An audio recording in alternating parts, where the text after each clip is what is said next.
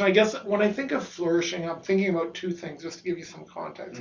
Thinking about sort of to be fully the person God created us to be fully alive. But I'm also thinking about this idea of being in right relationships, this idea of shalom. And I don't know if that's legitimate to say, but in my mind, I'm associating shalom and flourishing. Welcome to Hallway Conversations. We're a trio of educators who have plenty of questions about teaching and learning and school culture, and we believe in the value of collaboration and reflection as we seek to keep growing as teachers. So this podcast is our place for thinking out loud together about issues in education and why they might matter to Christian educators.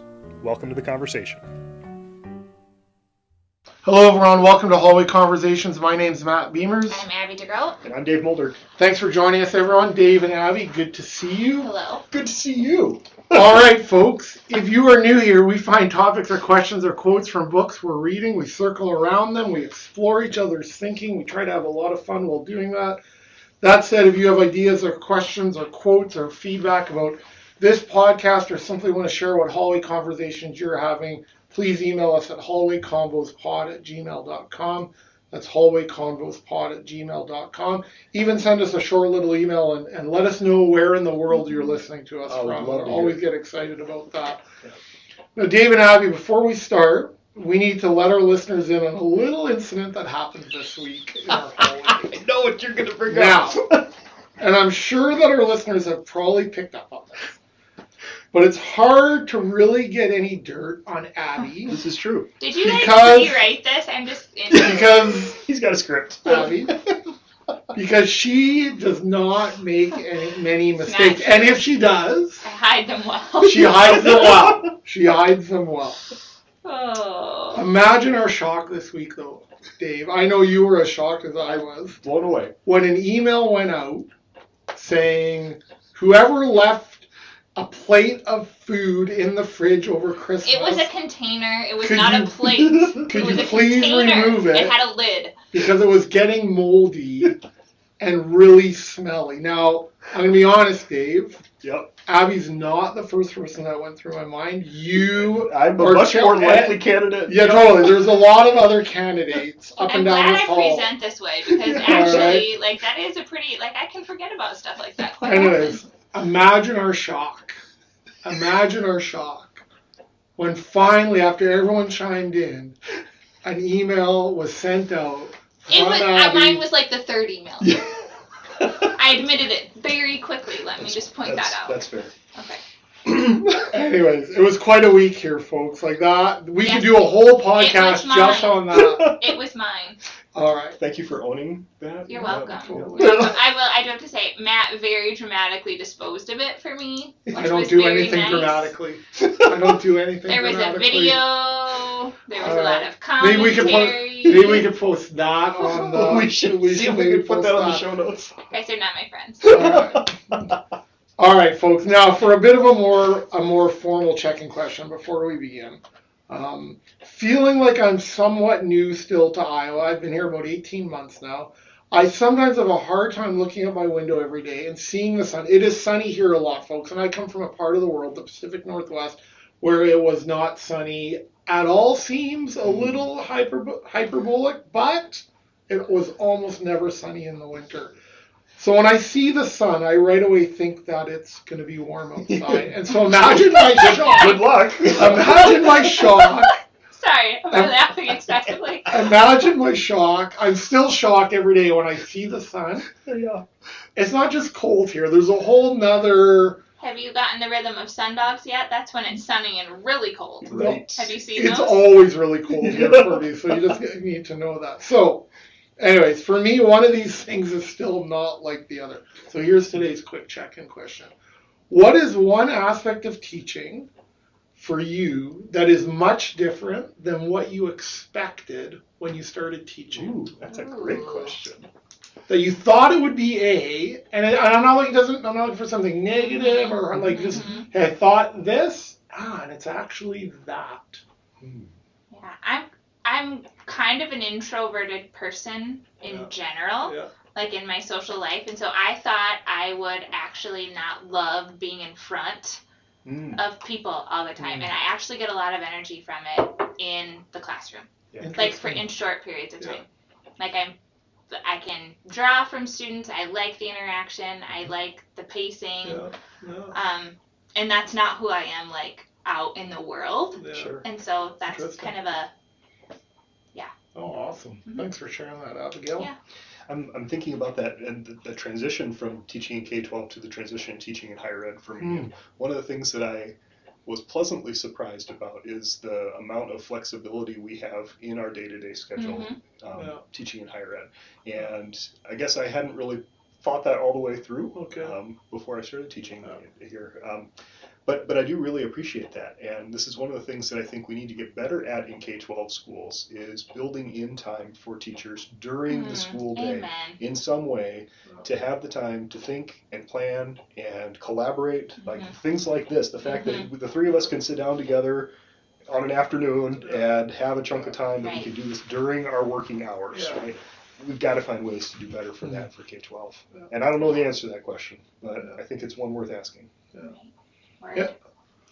Yeah, I would say for me, I think maybe I was just naive. I did not anticipate the emotional and physical investment, exhaustion, like just like you're putting every part of your heart, your mind, your soul into it, and just that can take a lot. At least for me, that can take a lot out of me, and I don't think I realized that when I started teaching that.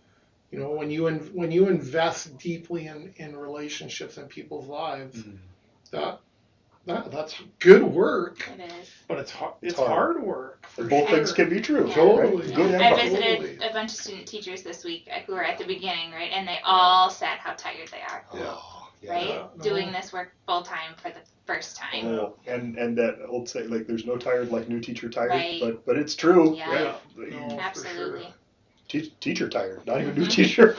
Guys, I just want to share maybe it's a bit of a question, but just share something from my week that maybe I was hoping to bring in maybe into this podcast. So please, after New Year's, before school started here, so somewhere the first week of January, I was thinking about students, like we teach post-secondary, and I was thinking about the students on our campus. And I came to and I don't know why I've never thought about this before, but I suddenly had this bolt upright moment of sort of like, wow, like this is the 5th semester of COVID for our students. So our juniors, our third year students, have never had a full year that hasn't at some level been impacted by COVID. Same with grade 2 students, right? Yeah. They don't know that's what their world. That is their world. They actually have never experienced a school year outside of that world. And I was thinking about our students, about the students in general, and just what does it mean to be like for us 20-year-old students or a 10-year-old, or Abby, you're thinking of your children who are younger in elementary school. What does it mean to flourish in kind of with everything that's going on in the world around? That's the way it's impacting schools, the way it's impacting our culture, our society.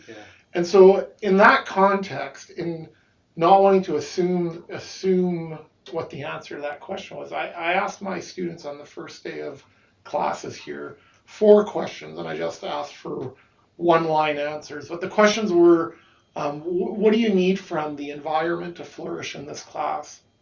What do you need from your classmates to flourish in this class? What do you need from yourself to flourish in this class? And what do you need from me as a professor to flourish in this class? And I was really struck to the point where, to be honest, I got emotional at one point as one of the students, and there was so many beautiful answers, but one answer in particular was I just need to be bold and brave. It was a really simple line, but it struck a chord with me pretty deeply, actually. And so I'm bringing, I guess, those questions here to say, for you two, what do you need from yourself, from others, up and down our hallway here? What do you need to flourish? So I don't know if you want to start with thinking about hey, what do you need from yourself, or what do you need from your peers that would help you flourish? I just want to commend you for taking the time to do this with students, first of all, and I think for our listeners too, if they are in a place where they feel comfortable, or maybe it's a bold step, they need to be brave and bold too, but to ask that question, I think it's worth asking the question. And then, like, flourishing, I love that you're using that language. Like, what's going to be generative then? If you're flourishing and like flowering, like, and I love that picture, right? That, how are they moving forward in their work here? Yeah, I sometimes. Sorry, go ahead. No, I was going to say, especially leaders, to ask that question in a leadership position, and to be vulnerable and brave and bold enough to ask that of the people that you're leading. For school principals, school principals, even teachers in classrooms. Right, like you did, but also of organizations, of teams, of families. So your question though, like, what do we need to flourish? I think for me, my simple answer to that is time. Right? I always feel like I don't have enough time, and I think that's true for educators at any level. Right? We're always asked to do a lot in the time that's allocated to us, and we never have enough time for that. So I think that's one for me to feel like I'm really flourishing and not just surviving. To make time for important things, both in my work and beyond. Yeah, for sure. This is the first semester in how many semesters? I don't even know. 3.5 years. I don't even know what that translates to. It's a long time that I don't have grad work on top of my job. And I got sick this week, so we had a stomach bug at my house, and two of my kids were sick. One thought he was sick, and so I was home from school. Gwen covered my class, right? One of our colleagues here. I had to move student teacher visit, but I couldn't believe it was the first day where I was sick and I laid on the couch and I did not work and I didn't drown. Like I could be sick for one day and not drown. And that, to me, was kind of a light bulb moment. Like, I've been running at the edge of my capacity for so long that I don't remember what it's like to take a day or have something, like, come along unexpected and be able to recover from it without everything else falling completely apart. And part of that's because it's the beginning of the semester, so I'm not in a hole, right? I have everything planned. And so it was an easy recover, and it was my low class day, so I didn't have a lot, so part of it was circumstantial, but part of it was I've been running at capacity for, like, over capacity for a very long time. And so I think that time thing is an important one for us to gauge. Where do I have room for leverage and for sick days, and where am I pushing myself beyond the capacity to have, room for the unexpected. So to give yourself, a little room. A little margin, I guess, right? So one of what I hear you guys saying is one of the ways that you can help yourself flourish is to give yourself the gift of time. Totally. That's the but what else? What are there other things that come to mind that say, in order for me to flourish, I know I need to do this, receive this, create this. Sure. Well, what else comes to mind for you guys? Well, honestly, something like this, right? The fact that I know I can wander down the hallway and knock on Abby's door first thing and say, hey, you got 2 minutes. And to be able to just have people in my life that I can rely on. And process. Think out loud. Both. How often do I wind up in your office saying, hey, this is the thing that I'm thinking about in my teaching today, right? And to have people like that, that really matters. That's huge. That happened earlier today. So I shared with Dave earlier today. I woke up at 4:30 this morning, and I never felt. We've all had that. You get a busy brain. You start thinking about and a couple of different things that were somewhat anxiety-inducing for me, and my head just started spinning, right? And it's that idea. I was just carrying that sort of all morning, right? And it's like I just need to tell someone this. Someone I trust, to reassure me that I know I'm not carrying it alone. Somebody that's just going to keep those things to yourself. It's My daughter Karina spoke at a banquet this weekend, and she talked about this idea of the story we tell ourselves in our head. She referenced Brené Brown, who uses that language, right? And so the story I was telling myself in my head was not the real story. It was not the true story, and yet I couldn't stop telling myself that story. And in fact, it wasn't until I shared it with you, Dave, that I was, oh, okay, like someone just to hear someone say, but that's not the real story, or like you, and a no judgment zone and a shame-free space. So that really resonates, right? It's just who are those, our friend Tim Van Solen sometimes talks about who's your personal board of directors. Yeah, right. Right, and that's good for principals to talk, who are their personal, but I think that's good for teachers too, right? Who's your personal board of directors, right? And Dave and Abby, you're on my personal board of directors, and I'm thankful for that, though, right? And it does make me wonder, like, how do we try to be aware in our K-12 context for teachers who are listening, like, are there people that we're working with that don't have that action?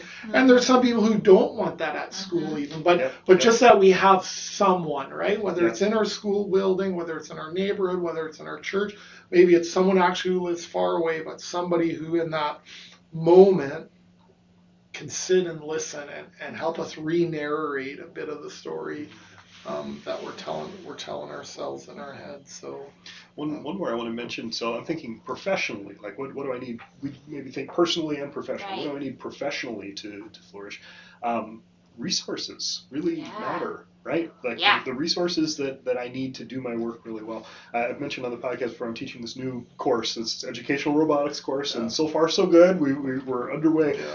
But I'm just so grateful that when I went to our department chair and said, hey, so I'm going to need to buy some stuff to actually teach this course well, it wasn't even a question, right? Like he was like, what do you need? And to have a leader who is willing and able to just say, what do you need to be successful? And I know, like especially in Christian schools and small schools, like money is always tight. Money is always, like, we're living on a budget and all that, right? But to just know, like, somebody's got my back for that when I say, this is something I really need to do my work well. And what a gift. I have a friend from grad school who teaches in the Pacific Northwest, big public school, and wrote a story about what a day in life of the teacher is like, right? And she said it in October, and she was already out of her printing allowance for the year. Whoa. No way to make copies. Yeah. Wow. And then the internet went out during class. Yeah. And right? Then what? And then what?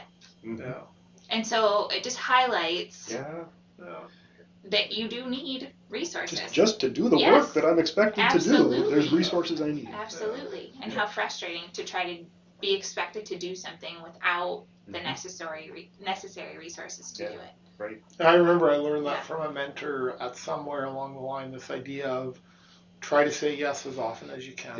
Yeah. Right? Give me a chance to say yes. And it's just that idea of and I think when you do that, right, like what do you need even there? You need resources, but even that just allows you to take risks, right? How do I get the school leader to maybe, or like here, just create that. I think that just creates that culture of innovation, right? Versus why would I bother asking? I know what the answer is going to be already. And so how do you create, even by saying yes, or creating possibilities, that growth mindset of how do we grow different programs or new programs or current programs. So I really like that. And that's part of flourishing too, right? Yeah. Being able to imagine different than what is right now, that we're looking forward in some way. And so that means you've got to have some capacity to imagine not just what is, but what could be. Yeah. Right.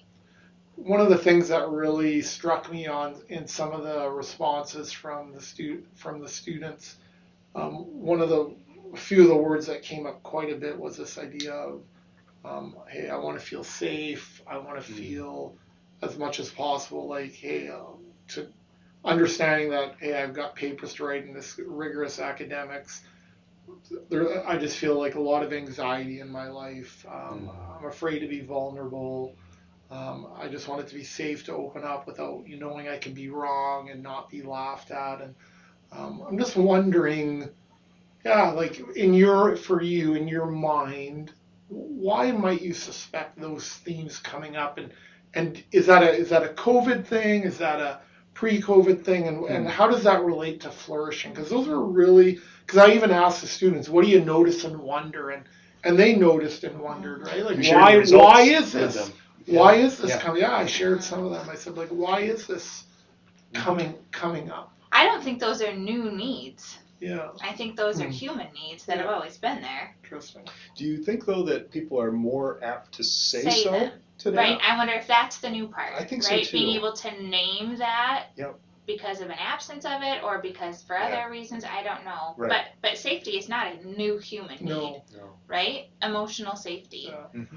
But maybe the ability to articulate it is. Yeah, I also wonder, and maybe this I'm wondering in the wrong place, but I also wonder if they see so much of how polarizing our culture is right now, that they're afraid they're going to say something that's going to be, without trying to be, that's going to be polarizing, and they just want to know that they can say that without someone just right away saying, how can you think that? How can you believe that? Right.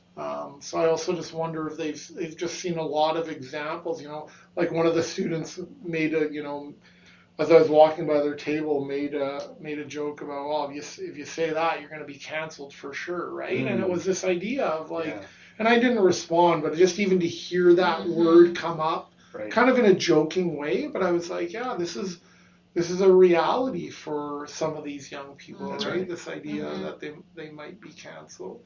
So what do you think we can do for our students? So we talked about personally, professionally, what do we need? Any thoughts for you that you think, hey, how might we be able to help, whether it's our students, young people in our communities, whether K to 12, post-secondary, as adults, what might we be able to help some of the younger people in our life, whether your kids' age or university students, to flourish? And I guess when I think of flourishing, I'm thinking about two things, just to give you some context. Thinking about sort of to be fully the person God created us to be fully alive. But I'm also thinking about this idea of being in right relationships, this idea of shalom. And I don't know if that's legitimate to say, but in my mind, I'm associating shalom and flourishing. And so, I don't know if any of those resonate with you, but I'm just wondering, what could we do to help young people? I introduced the concept of dispositions to my class yesterday, to my freshmen and sophomores. Our teacher preparation program here has a list of dispositions for teaching, right? Things like collaborativeness, resourcefulness, habits of work, habits of mind. And I said, we're going to work on these and we're going to be intentional about it. And you all can't do that together unless you know each other. So I've been intentional about this is how we're going to get to know each other. And we start with activities. I ask them questions about their classmates on their quiz that's due this week, right? For their first week of content. And I told them you're going to be held accountable for this so I think just making transparent what we're doing to try to build that community, because I think community is the answer to a lot of that, right? It's hard to polarize someone that has just spent 5 minutes telling you about why they had what their favorite teacher was like when they were in 5th grade, which is one of our check-in questions. Not 5th grade, but just what characteristics did your favorite teacher have? Something about knowing and being known, though, right? Like that building intentional relationship really matters. I think being an understanding teacher and like, of course, I always want to be understanding, right? But like to recognize that our students have lives beyond the 50 minutes that they're in my class, right? And I think that's true. Like I did not do well always at this when I taught middle school back in the day too, right? Like, of course, my class must be the most important one that they're taking. And just to recognize that, like, how can we be for our students and not against? I say this in intro to education. Like, I am for you and not against you. Like, I don't need all the gory details of what's going on in your life, but if you have things going on in your life, say so, because that way I can care well for you. Give me a chance to say yes. Give me a chance to care for you. And that's where I guess I'm looking at this, Matt. Just the fact that you ask your students these questions, that to me feels like the biggest first step. And to just say, like, hey, I value where you're at as a person, and I want you to be flourishing, fully alive, and who God created you to be, and living in right relationships. Well, thanks for that. And I guess that would be our encouragement for teachers, principals, non-educators. If you're on whatever that looks like in Yeah. your church, in your neighborhood, right? Like, take the time. I think one of a gift that we can, you talk, Dave, about what do you need? You need time, right? But I think a gift we can give others is the gift of our time. And that we may not have many margins to volunteer. I simply mean, even like when you ask someone, hey, how's it going today? Stop and actually listen to the answer. And if your gut tells you, and another way for it to say your gut, the Holy Spirit is working in you and you feel like you need to pursue that, or you feel like this person needs a friend right now, pay attention to that. Pay attention to that. And I think our prayer then too is that for those people to be a friend in that moment, but also that the Lord sends them those people too, right? That the people who need that person in their life. And I think one of the things we know to be true about teaching is that sometimes the smallest little gesture you can make, like I wasn't thinking about any of this when I asked these questions, honestly. Like, it was real poignant to me. But I think whether it's greeting a student at the door, like, hey, calling them up after class and just saying, hey, I'm just checking in.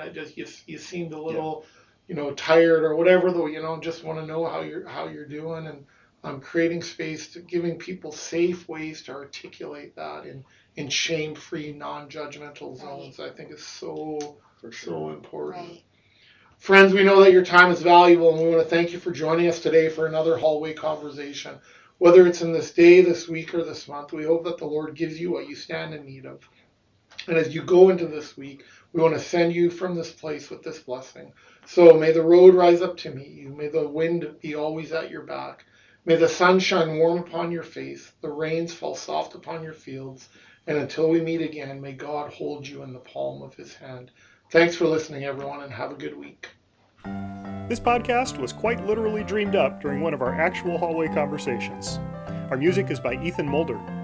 Hallway Conversations is an independent podcast created and produced by Matt Beamers, Abby DeGroat, and Dave Mulder. Thanks for listening.